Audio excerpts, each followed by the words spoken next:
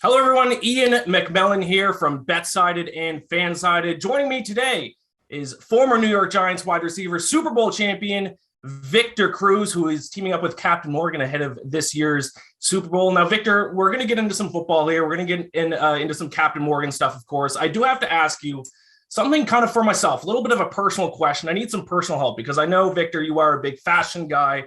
Fashion is kind of one of your big passions. I'm a guy who my entire life has worn t-shirts, hoodies, jeans. Like 2 weeks ago, my girlfriend finally dragged me out to get an upgrade to my wardrobe. I just kind of got a couple suit jackets, a couple sweaters. What fashion tips I need to hear from you, for me, for those guys out there who are literally just wearing jeans and t-shirt every single day? Well, first and foremost, jeans and t-shirts are great. I don't mind that. There's a time and a place for that. But when you want to spice things up, you got to get some things that are kind of in your wheelhouse, right? Just go get some pieces, couple blazers, couple sweaters. I think the biggest thing is don't be afraid to get out of your comfort zone a little bit. Get that pink polo for the summertime. You know what I mean? Get that cashmere blend sweater for those chilly nights in Los Angeles or wherever you are when it's cold. Like, don't be afraid to get out of your comfort zone a little bit, you know? That's all. I didn't think I was going to be a blazer guy. I got a couple sweaters, a couple blazers to go over top. Thank you. Thank you. Really prepared for this. You're good. Great. All right. So we do need to get into some football questions. A little bit of a betting angle here. I'm a betting guy. I don't know if you're a betting man at all, Victor, but it's something I've always wondered as a bettor. When you were in the NFL and you were playing, did you ever, like, before games, take a peek at the point spread? Were you ever curious, like, if you're favored heading into a matchup, if you're an underdog? Was that something that was ever talked about in the locker room at all? Not really. I mean, I think obviously we had a lot more pending issues in the moment as obviously a football player and things like that. But we never really talked about the spreads or spreads like that in the locker room. The big thing for us was fantasy, obviously fantasy football, because fans and people would come up to us and talk to us about how we only scored 6 points this week and they were angry, or we had 32 points and they were ecstatic. So those were the only two kind of sides we had in terms of, like, you know, betting or fantasy or anything like that. Yeah, it's interesting. I know obviously betting has blown up the past few years. I wonder if that's going to kind of change moving forward. Trivia question, though, on the kind of the betting standpoint here. Do you know what the point spread was in your Super Bowl win over the Patriots? Ooh, I do not. Did we cover? I don't remember. Patriots were actually 2.5-point favorites. So you won outright as an underdog, and a little tidbit on top for you to score the first touchdown in the game, 12-1. So for anyone who doesn't know the odds out there, you bet $100 on you to score the first touchdown, would have walked away $1,200 profit that night. So yeah, you guys were slight underdogs, won outright, covered all that good stuff. But speaking of the Super Bowl, by the way, I hear you are teaming up with Captain Morgan for this year's Super Bowl. Tell me a little bit about that.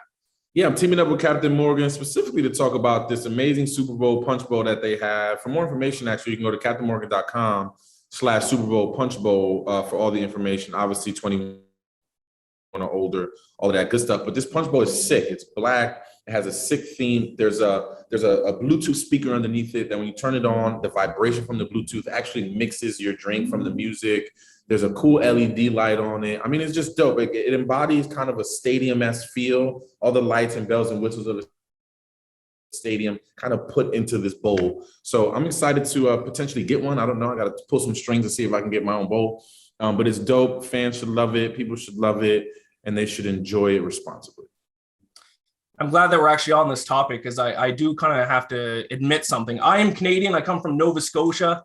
Us Nova Scotians, we kind of drink a beer like it's water. So I'm not usually a big cocktail guy, but I actually moved to New York this past fall. So I'm trying to get into cocktails a little bit. Do you have any recommendation for someone who's kind of new to it? Because I'm trying to change. I'm going to these parties. Everyone's drinking cocktails. I'm the only one drinking a beer. I need to kind of get into the cocktail game. Do you have any recommendations for me?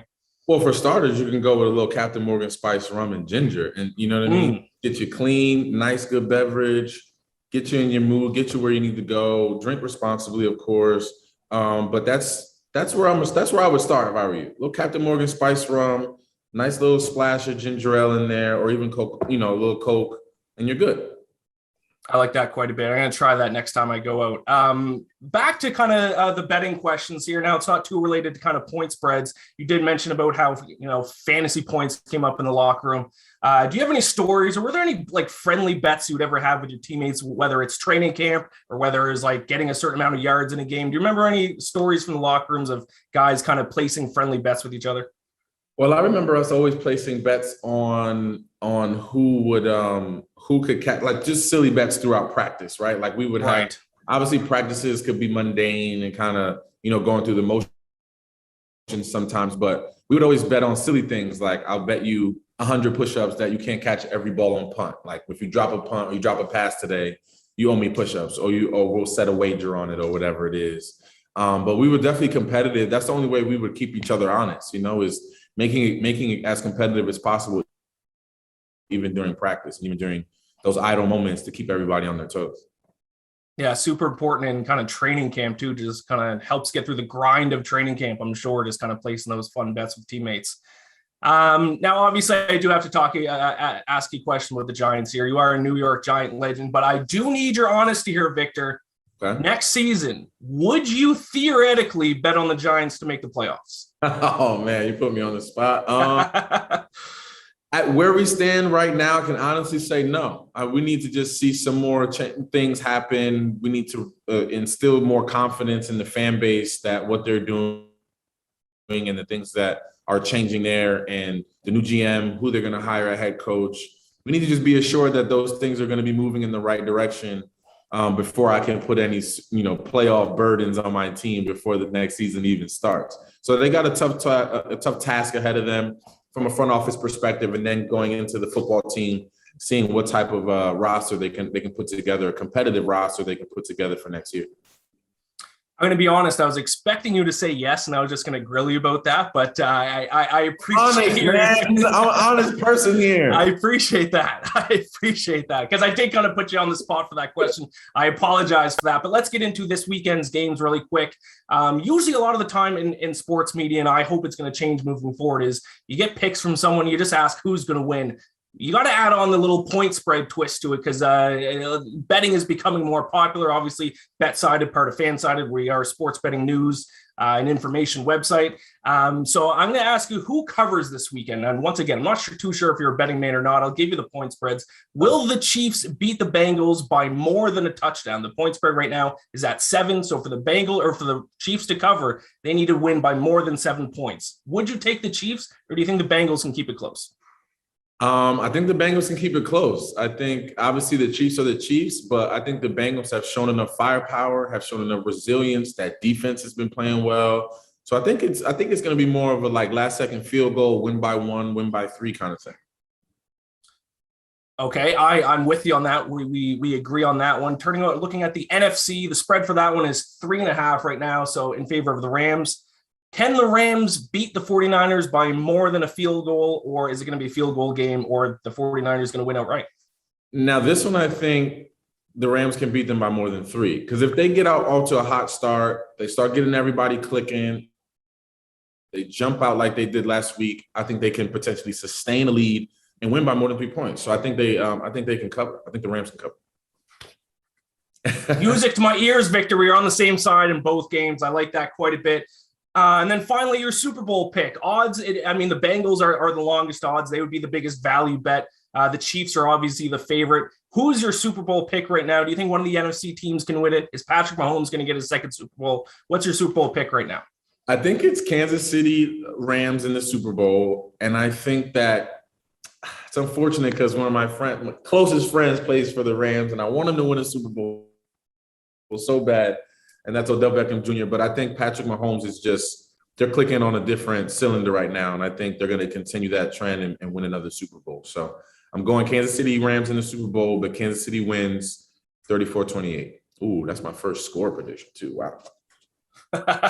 I like that quite a bit. I do have to ask you, Victor, because I have to be honest. I've stolen your salsa dance move. That is I have two dance moves when I go to weddings. It's the salsa dance move. I think of you every time, and the Dougie. That's my other. Those are my two specialties. So those are two completely different ends of the spectrum, but I love it. you got to change it up a little bit. Do you when you go out, when you go to a party, do you still pull off the salsa every now and then, or is that kind of football only? It depends on the party, for sure. But anything, I'm half Puerto Rican, so anything that's like ingrained in that Spanish culture. I mean, it's 5 minutes in the party before I'm being pulled to the dance floor to dance some form of salsa or Spanish music or Spanish dance. So the answer is yes. The salsa is always coming out at some point throughout the night. Do you sometimes get sick of people asking you to do the salsa all the time? No, never, man. It's only when they ask me in like weird place, like when I'm grocery shopping and I'm in the produce. Right. No, I don't think this is the most appropriate place. Maybe by the cash register is a little bit better, but maybe that is the only time it's like, all right, guys, let's chill. But other than that, it's all fun and games. It's the salsa brought so many smiles and brought a culture into the game of football that I have to continue to embrace that same energy even outside of the game when people see me. So it's all fun.